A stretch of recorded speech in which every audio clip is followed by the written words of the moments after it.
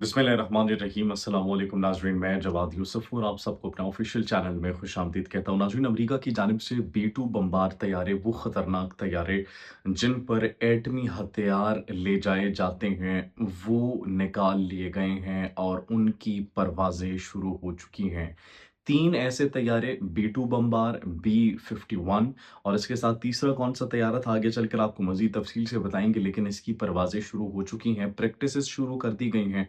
और मुमकिना तौर पर जो हमने आपको खबर दी थी कि ईरान के ऊपर टैक्टिकल न्यूक्लियर स्ट्राइक्स की जा सकती हैं, अब उस हवाले से भी कुछ अहम इन्फॉर्मेशन मौसूल हुई है, वो डिटेल्स आपके साथ शेयर करेंगे। तुर्किया के ऊपर अगर इज़राइल हमला करता है, तो अब अमरीकी इंटेलिजेंस की रिपोर्ट्स ये मौसूल हुई हैं कि ना तो अमरीका उस जंग को रोक सकेगा और ना ही नेटो उस जंग को रोक सकेगा। नेटो को एक पैगाम जारी किया जाता है तुर्किया की जानिब से कि हमें आपकी ज़रूरत नहीं है और अगर हम पर हमला होता है तो हम आपसे मदद भी एक्सपेक्ट नहीं कर रहे। नाज़रीन, ये क्या मामला है, ये क्या माजरा है, इस पर भी आज की इस वीडियो में हम बात करेंगे। फिर on the other hand Türkiye की नेवल फोर्सेस की जानिब से अपने जो फ्रिगेट्स हैं, अपने सबमरीन्स हैं, अपनी जो शिप्स हैं, अपने जो टैक्टिकल वेपन्स हैं, उन तमाम तर को बाहर निकाल लिया गया है और निकालने के बाद फॉर द फर्स्ट टाइम अब अनमैन्ड एरियल व्हीकल्स को अपनी उन एयरक्राफ्ट्स के ऊपर, अपने उन उनके शिप्स हैं, उनके ऊपर इस्तेमाल किया जाएगा। फॉर द फर्स्ट टाइम नाज़रीन, किज़िलएल्मा बगैर पायलट के उड़ने वाला लड़ाका तैयारा ये इज़राइल के खिलाफ इस्तेमाल किया जा सकता है मुमकिना तौर पर। इस पर भी आज की इस वीडियो में हम बात करेंगे। On the other hand Bharat पूरा ज़ोर लगा रहा है।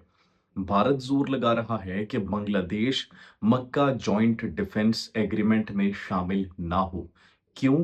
क्योंकि पाकिस्तान के खिलाफ या फिर बांग्लादेश के खिलाफ अगर किसी भी मुल्क के खिलाफ फिर जारहियत मुस्तकबिल में की जाती है, तो दो फ्रंट से एक जंग छिड़ सकती है और यही वो खतरा है जो कि भारत को इस वक्त परेशान कर रहा है। फिर नाज़रीन, field marshal general Syed Asim Munir जब तक आप ये वीडियो देख रहे हो, तब तक ये मुमकिन है कि वो ईरान पहुँच चुके हो आज।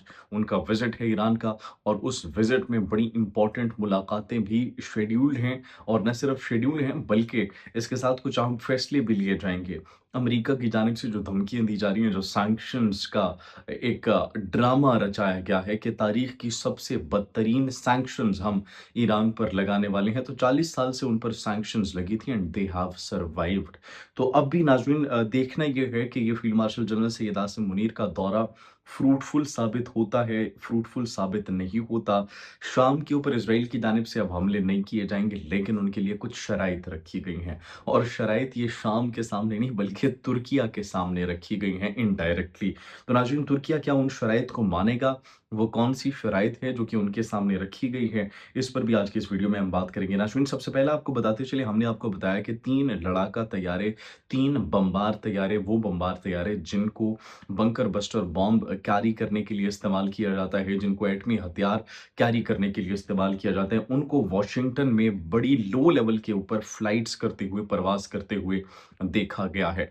और इतने लो लेवल के ऊपर फ्लाइट्स की गई हैं कि जिससे गाड़ियों के सायरन्स और शहर के अंदर सायरन्स बजते हुए दिखाई दिए हैं। उनके अंदर बी-1, बी लैंसर, बी-2 स्पिरिट और बी-51 नहीं बल्कि बी-52 नाज़रीन, ये तैयारा देखा गया था और इनके साथ F-35 और F-22 रैप्टर, ये तैयारे भी देखे गए हैं उड़ते हुए, फ़िज़ाओं में परवाज़ करते हुए दिखाई दिए गए हैं। फिर नाज़रीन, एक अमेरिकी इंटेलिजेंस के ऑफ़िसर हैं स्कॉट रिटर, उन्होंने तुर्की के मामले पर इज़राइल को खबरदार किया और वो क्या कहते हैं?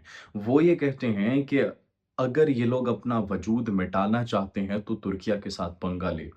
क्योंकि अगर इन्होंने तुर्किया के साथ पंगा लिया तो फिर इनका वजूद ख़त्म कर दिया जाएगा। ये बात की है स्कॉट रिटर ने। इज़राइल को ये एक पैगाम दिया उन्होंने। उन्होंने कहा कि अगर इज़राइली फ़ौज का मुकाबला किसी असली फ़ौज से हो गया तो वो मार दी जाएगी। इज़राइली फ़ौज को मरना नहीं आता। असल जंगी सिपाहियों से बात करूँ तो वो शुरू से ये कहते हैं, मैंने बचने की उम्मीद छोड़ दी है और मान लिया है कि मैं मर जाऊँगा, इसलिए मैं अपनी मौत को दुश्मन के लिए जितना हो सके तकलीफ़-देह बनाऊँगा। मेरा वाहिद मकसद दुश्मन को मारना और अपना मिशन पूरा करना है। मैं रात को सोने से पहले बीवी बच्चों की तस्वीर देखकर बचने की उम्मीद नहीं पालता। उम्मीद ख़त्म हो चुकी है, मैं मर जाऊँगा और ये काम तुर्क बहुत अच्छे तरीके से करते हैं। ये एग्ज़ैक्ट उनके अल्फ़ाज़ हैं। जो कि अमरीकी साबिक इंटेलिजेंस के ऑफिसर ने कहे हैं कि वो जिनको मौत से प्यार है, जिनको शहादत से प्यार है, तो आप उनके साथ पंगा लेंगे तो फिर it will have disastrous consequences. फिर उसके बाद नाज़रीन अगर बात की जाए तो तुर्किया की बहरिया, उन्होंने डिप्लॉयमेंट हमने आपको पहले भी बताया था शुरू कर दी है और तुर्की बहरिया की कमांडर जो है एडमिरल तातलियोगलू, वो ये कहते हैं कि हम जो 27 सितंबर है 2027 को उसको बहुत बड़े सरप्राइजेस देने वाली हैं और कुछ खतरनाक फाइटर जेट्स को, अनमैन्ड एरियल व्हीकल्स को अपनी नेवल फोर्स के साथ मैदान में उतारने वाले हैं। और जो जहाज है वो होगा किजलिल्मा, बगैर पायलट उड़ने वाला लड़ाका तैयारा, बगैर इंसान के चलने वाली समुद्री और जेर समंदर जहाज, ये भी उतारे जाएंगे। ये 27 नाज़रीन सितंबर को सरप्राइज दिया जाएगा और कहा जा रहा है ये दुनिया के अंदर पहला तैयारा बरदार जहाज होगा अपनी नौइयत का। तो ये एक और सरप्राइज दिया गया नाज़रीन। फिर सिर्फ ये नहीं बल्कि तुर्किया की जानिब से एक पैगाम भी दिया गया नेटो को, भी ये पैगाम है कि अगर हम पर हमला कर भी दिया जाता है तो हम कोई मदद एक्सपेक्ट नहीं कर रहे आपसे।